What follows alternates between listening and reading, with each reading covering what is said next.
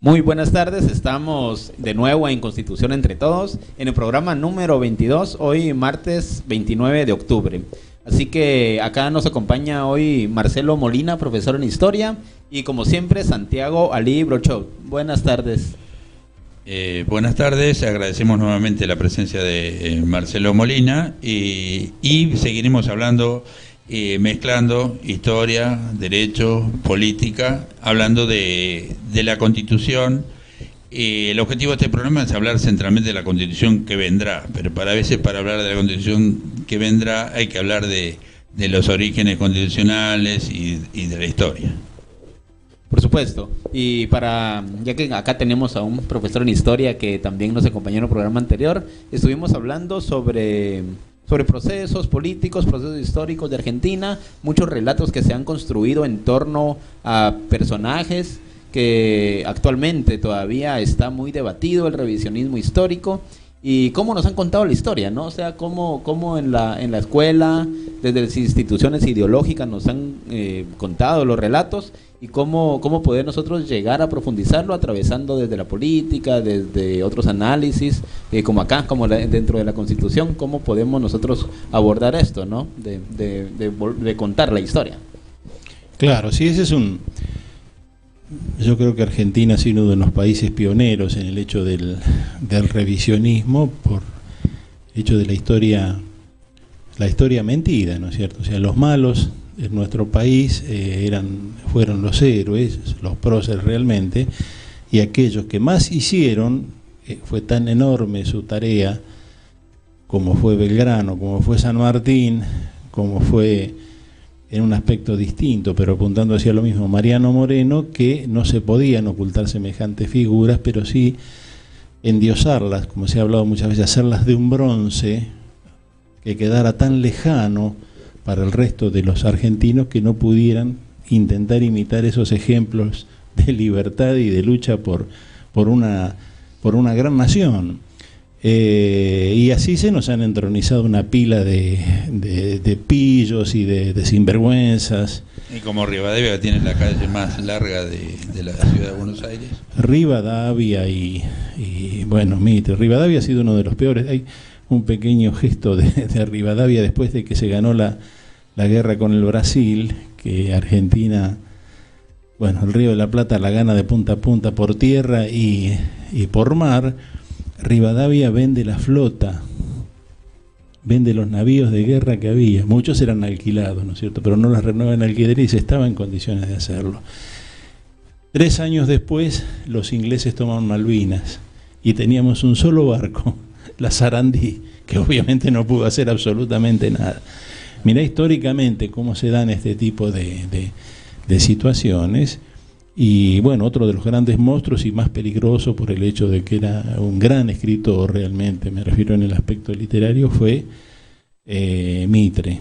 Y Mitre, por ejemplo, fue un gran enemigo de Alberdi. La primera traducción en Argentina de la Divina Comedia. Sí, se ha dicho que estaba llena de errores también, bueno, pero eso no tiene nada que ver.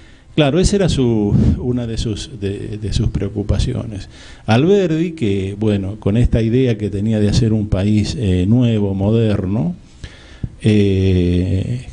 después de la caída de Rosas, que es ese otro gran tema como para trabajar, bueno, arrima este boceto, que es las famosas bases para la construcción de la Argentina, es un título muy largo, donde habla, bueno, de cómo establecer la diferencia de los poderes, habla, bueno, de dónde viene, de Montesquieu, de Hobbes, todo este tipo de asunto, de división del poder, el presidencialismo. Él plantea que el régimen presidencialista en la Argentina no puede sino existir, porque es un país muy grande, poco poblado, con pueblos levantiscos en el interior, entonces tenía que haber un presidente fuerte. Y aparte seguía la línea de su admirada Constitución de Estados Unidos. Claro, sí, por supuesto que sí. Y castigaba en sus bases a los caudillos provinciales, que siempre eran bárbaros. Había una enorme influencia de Sarmiento. Primero fueron más o menos amigos, exiliados en Chile, Sarmiento y Alberdi, pero después, bueno, hubo una gran enemistad entre ellos, porque Alberdi era después recapacitó sobre las cosas que había escrito, no sobre su idea de la libertad, pero recapacitó sobre lo que en un principio pensaba de Estados Unidos. Fue un enemigo acérrimo de la guerra con el Paraguay. Uno de los párrafos del libro El crimen de la guerra habla de que por ejemplo, los riojanos, dice, los catamarqueños, los sanjuaninos, los salteños, no tienen que viajar a Europa para ver un país moderno. Simplemente con ir al Paraguay pueden ver los ferrocarriles, las fundiciones, todas las cosas que habían hecho los paraguayos. Y describe al Paraguay como un pueblo laborioso y moderno. Y moderno. Y que era el más avanzado. Claro, una cosa notable. En Paraguay en ese tiempo no había analfabetismo. Claro. Es más, había una publicación del Piñagüí, creo que no me acuerdo en este momento, una revista que se escribía para los soldados y era lo que leían los soldados, una cosa que parece increíble, ¿no es cierto? Bueno, haciendo un recuerdo... Todos sabían leer. Un recuerdo literario, el libro de Augusto Roabastos, Yo el Supremo, claro, Yo el Supremo, del primer de Gaspar Rodríguez de Francia, que fue el primero, después estaba Solano López. Sí, es una cosa muy interesante. Aparte hay que recordar que hasta un rato antes Paraguay formaba parte de las Provincias Unidas del Río de la Plata. Claro, seguramente. Se me fue el nombre ahora. El que estuvo muchos años de jefe del regimiento de granaderos a caballo era un paraguayo. Se me fue el nombre ahora. Una picardía realmente. No había divisiones fronterizas en ese tiempo, ¿no? Claro, pero el mismo Alberdi también llevaba como en su equipaje también esas ideas, ¿no? A donde iba al exilio, porque en un momento fue a Uruguay, en otro momento a Chile, y con eso que le llamaba como el dogma socialista. Como seguro. Decir, él cuando la Constitución comienza a trabajarse la Constitución del 53, que dijimos que fue un activo impulsor, Urquiza lo contrata él como un asesor, pero bueno, unos años después, con el rechazo que se hace en el interior del país de la política de Urquiza como el gran ordenador federal, termina traicionando la causa de la Federación Urquiza y acordando con Mitre que le deje su provincia como su estancia particular.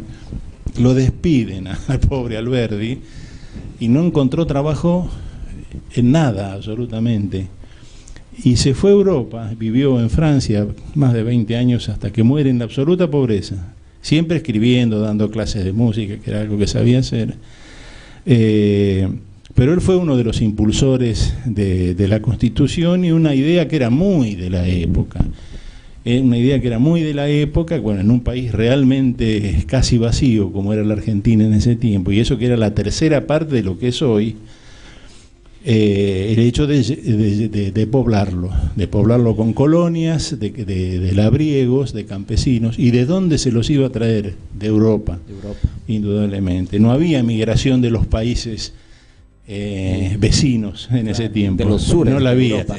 Y por otra parte, las condiciones en Europa hacía que siempre hubiera disponible, las situaciones de injusticia, gente que se quería ir. Eso último está en revisión, porque digamos la emigración de los países limítrofes, según se estudia ahora, existió siempre. Lo que pasa que como se invisibiliza, porque no era la inmigración querida. Existió siempre, pero en cuentagotas. En muy poca población. Pensemos que digamos, las comunidades, por ejemplo, originarias de Bolivia, emigrar nunca era imposible. Ellos vivían en un determinado territorio ancestral y listo. Y lo mismo pasaba en el Perú. En Paraguay sí había costumbre. Bueno, Hernandarias, Juan de Garay eran paraguayos, podríamos decir, ¿no es cierto? Nacieron allá. Por necesidad del programa vamos a hacer una interrupción, aunque la charla está muy fluida, y después seguimos. Bueno, me estoy apartando.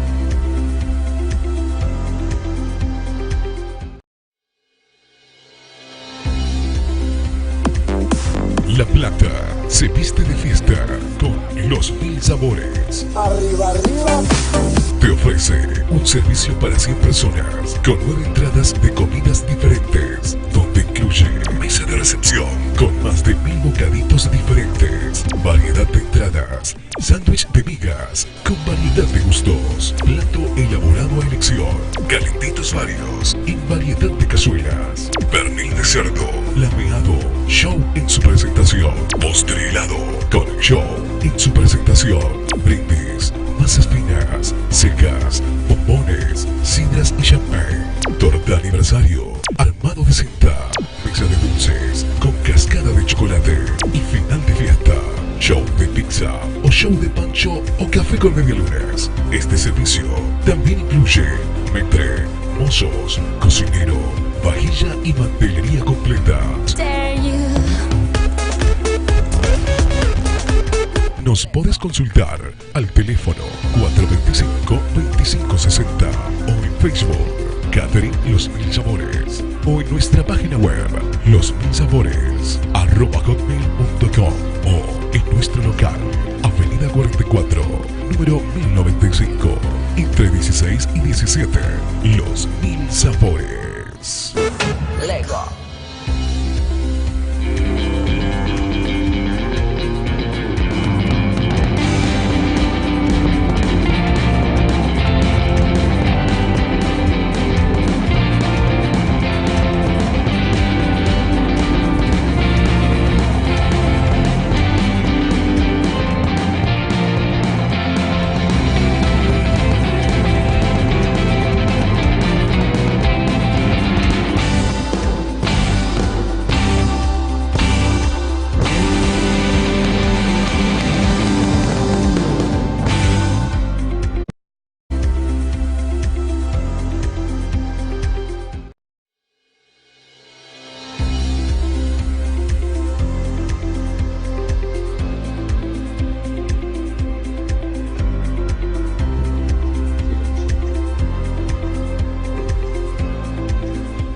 Bueno, continuamos acá en nuestro 22º programa de Constitución entre Todos, acá con Joel López Muñoz y Marcelo Molina.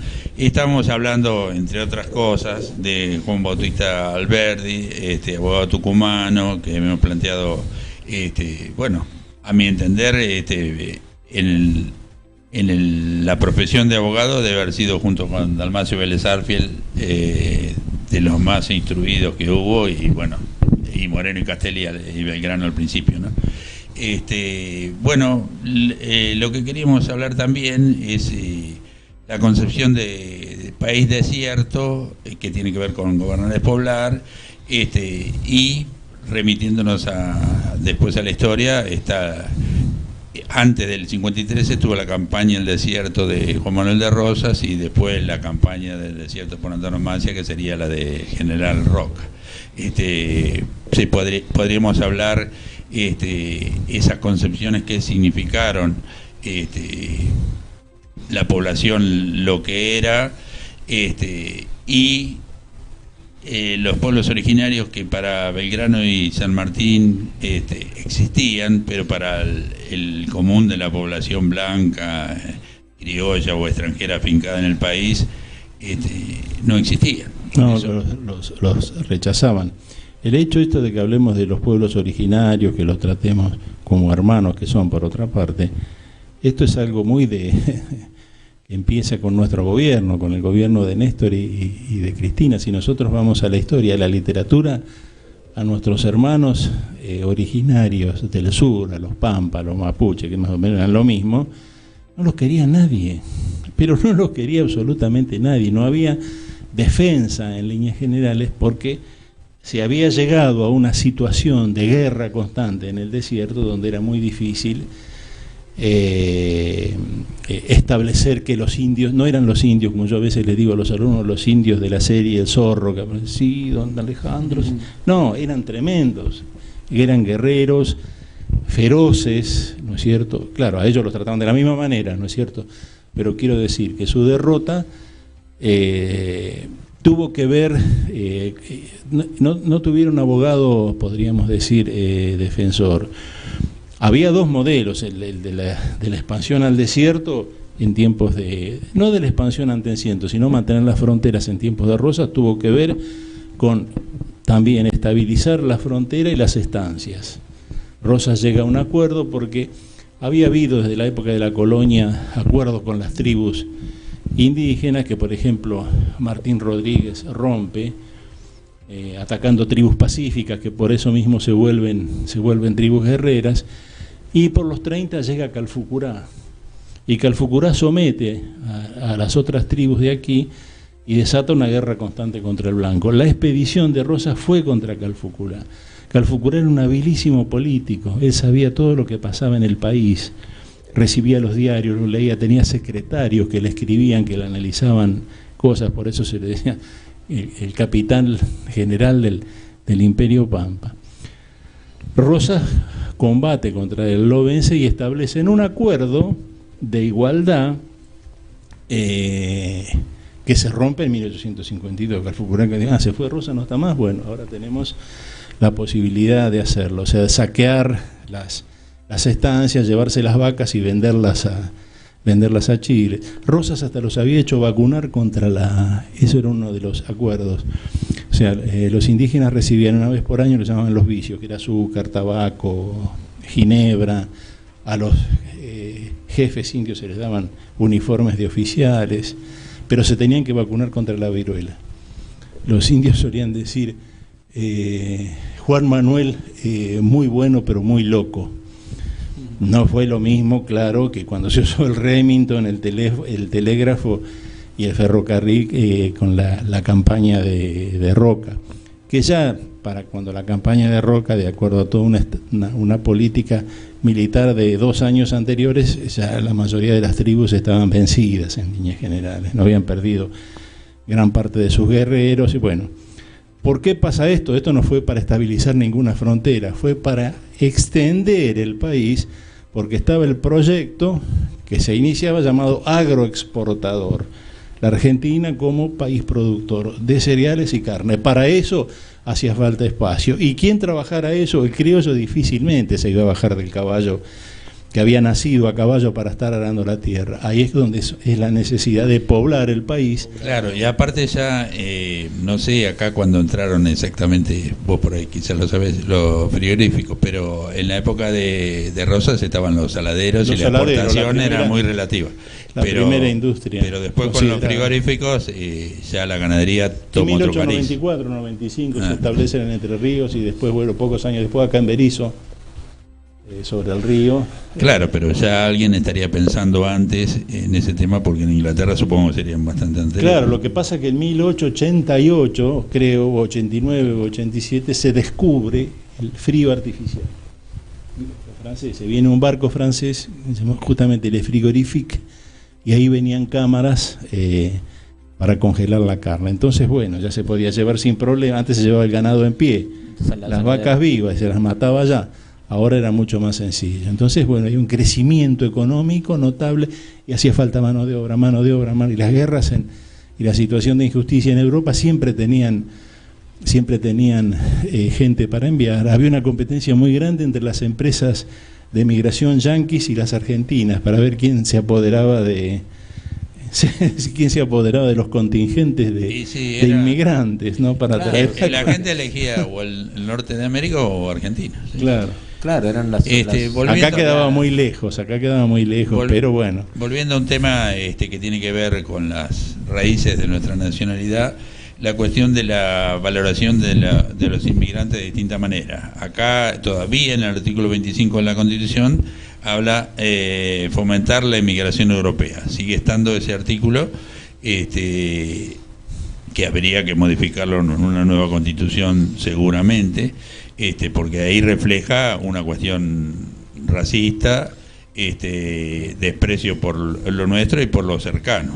Claro, y también de que esto ha constituido, como decía Gramsci, cuando lo viejo no se ha terminado de ir y lo nuevo no termina de venir, claro, que surgen los monstruos, ¿no? Entonces, hablando de que cuando han habido como pensamientos de emancipación, donde se incluye a todos, pero siempre como que parece que vuelve otra vez ese relato, vuelve eso de que el europeo es superior, que una cuestión de pigmentocracia, y como ahora, por ejemplo, pareciera que con el macrismo otra vez se está volviendo ese relato, ¿no? Como que se dice, bueno, vamos a rescatar la Europa de América, vamos a tomar Buenos Aires como el núcleo. Nunca se fue en líneas generales, lo que pasa que estaba más atiplado, podríamos decir, pero en nuestro país, el peruano era el peruca, el chileno el chilote, el boliviano era el bolita, el paraguayo era el paragua, el uruguayo, bueno, era el yoruga, o el brasilero el brazuca. Y después van todos a España y a todos le dicen sudacas, igual. Claro, claro.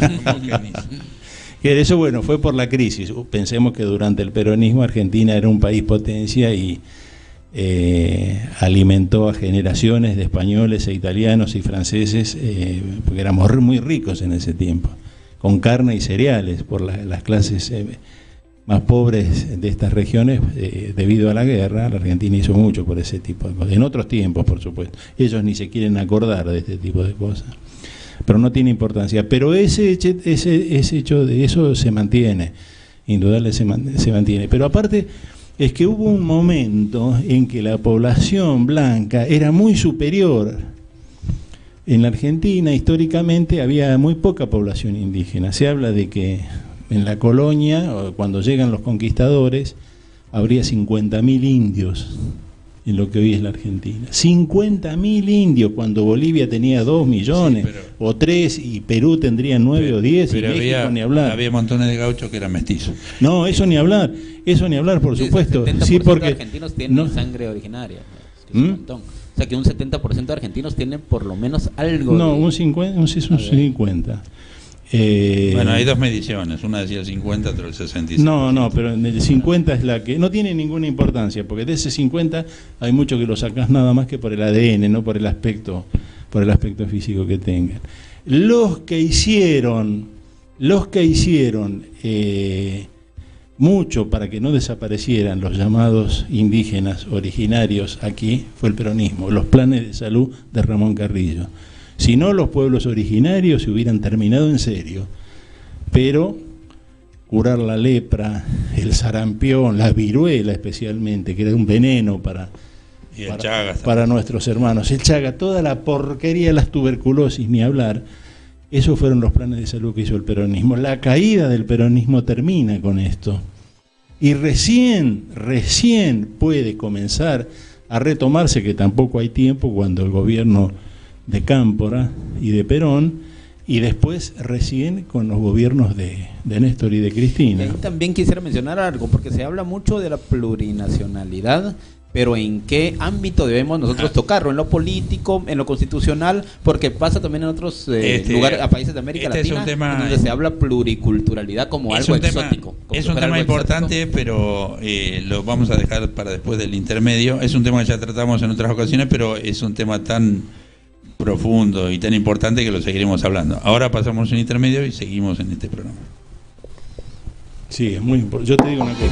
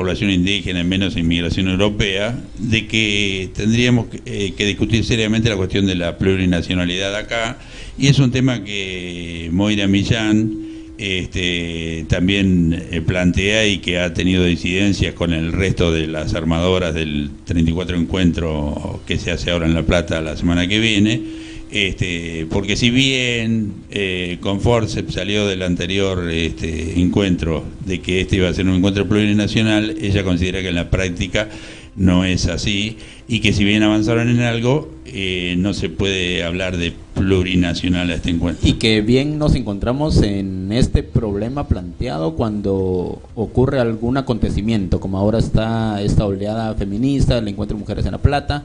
Cuando un acontecimiento ocurre, como que empiezan a conectarse cosas y te chocas con lo mismo, contradicción entre nación y Estado, con la estructura misma. Entonces nosotros cuando hablamos de plurinacionalidad, de verdad estamos hablando de una integración o de derechos sociales, derechos humanos para todas las identidades, o hay una agregación de identidades indígenas, incluso acá en Argentina, que lo hacen nacional. Entonces es como un montón de elementos que se ponen en disputa. Incluso en la Constitución del 94, que bueno, su nacimiento fue bastante dudoso, hubo un pacto que lo condicionaba, estaba en pleno periodo neoliberal, pero estableció algunas cosas interesantes como la doctrina internacional de los derechos humanos.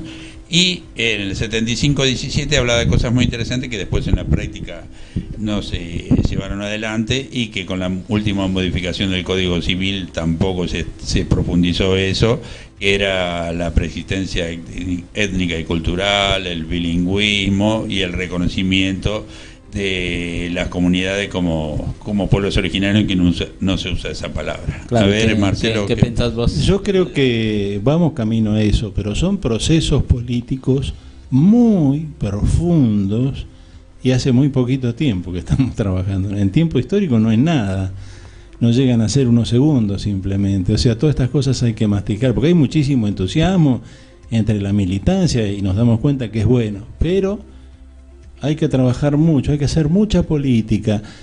El congreso que van a hacer las mujeres la semana que viene, no sé si te di el nombre correcto de congreso, el encuentro, es muy importante, van a venir muchísimas, pero en la inmensa mayoría son militantes. Hasta que eso se haga carne en amplios sectores de la población, va a pasar un tiempo. Pero claro, es el trabajo político que igual hay que hacer. Están calculando más de 200.000 mujeres. Sí. Sí, que ya no son la mayoría, pero es una cantidad enorme. No, seguro. Claro, que ya es el 34 encuentro, que hace tantos años. El segundo en La Plata, porque en La Plata hubo uno hace alrededor de 16, 17 años. Claro, pero es justamente eso de que en otros países de América Latina, por ejemplo, se habla como que son pluriculturales, multilingües, multiétnicos, pero como una cuestión mosaica, como que fuera un mosaico con diferentes colores, pero cuando se lleva al plano de derecho político, derecho social, derecho ciudadano, nos chocamos con esas mismas contradicciones en ese andamiaje que se ha hecho. El único país que lo reconoció constitucionalmente es el Estado Plurinacional de Bolivia. De Bolivia. Sí, yo creo que nuestro país, no digo que solamente que es pionero, sino que va a la cabeza de todos de este gran movimiento. No pasa así en otras partes del mundo, no, incluido Europa, no pasa así en otras partes del mundo. Paradigma de todo el mundo. Sí. Así que creo que es una cosa muy muy importante. Es más, creo yo que hoy el sujeto histórico es la mujer. La mujer o lo femenino, podríamos decir, ¿no? Que ya sería otra gran en otros, o sea, con lo que decía Rosa Luxemburgo, ¿no? De que ella hablaba de las mujeres como identidad, de que si no había mujeres no había revolución, o sea, de la libertad absoluta, ¿no? De que no era solo una cuestión de un sector. Entonces ya se ha hablado en otras oportunidades de la historia, y yo creo que se está constituyendo acá en Argentina algo muy interesante. Acá en este programa lo hemos tratado, los dos temas que estamos hablando últimamente, la cuestión de género, digamos, de género femenino, digamos, y la plurinacionalidad y los pueblos originarios. Son temas recurrentes porque son esenciales que tienen que estar tratados, porque el preámbulo de la Constitución de Bolivia es el único que habla de mujeres, si no, eran los hombres, y es de los pocos que ahonda más en el pasado histórico. Los demás hablan del futuro, pero no hablan nunca del pasado y cómo se llegó a esa situación. Los demás preámbulos. Ni siquiera los muy buenos bolivarianos, los del comandante Chávez, que acá valoramos muchísimo, pero la de Bolivia ahondó mucho más, fue 6-7 años después, ahondó mucho más en eso. Por eso es de que no es interesante lo que Marcelo mencionaba, de Rosas, de otras personas, de que sí, vos decís, bueno, han habido procesos de emancipación revolucionaria, ahora bajemos el libro a ver qué dice Rosas en este tiempo. Como mujeres, hubo antecesoras a Rosas también en Argentina, me refiero, Juana Manrún era Gorriti, la salteña, y la Macacha Güemes, la hermana de Güemes también.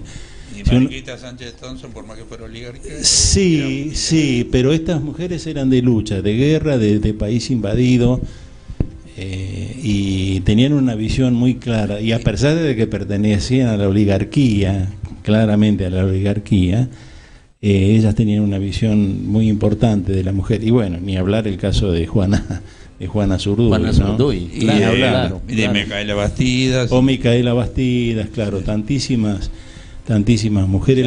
La misma esposa de Mariano Moreno, la esposa de Artigas, bueno, tantas mujeres magníficas. Lamentablemente, a pesar de la rica conversación, tenemos que finalizar el programa de hoy y bueno, esperemos que a los que observaron el programa les haya resultado tan interesante como nosotros y quedamos acá con Marcelo en un futuro no tan lejano, volverlo a invitar. Así que bueno, gracias por estar siempre atentos a Constitución Entre Todos y los invitamos a participar en las redes sociales, en Facebook, en Instagram, en Canal Comunitario Naturaleza Viva. Así que bueno, les esperamos el próximo martes. Good night.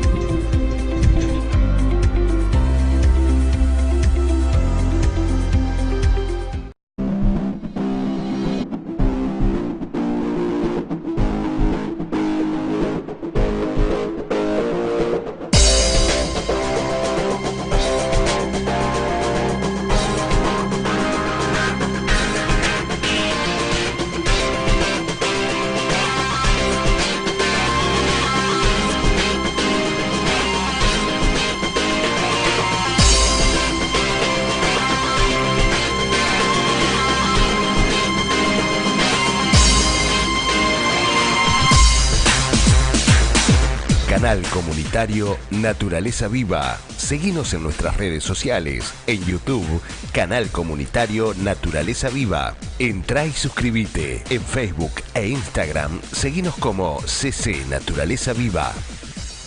Canal Comunitario Naturaleza Viva. Siempre con vos.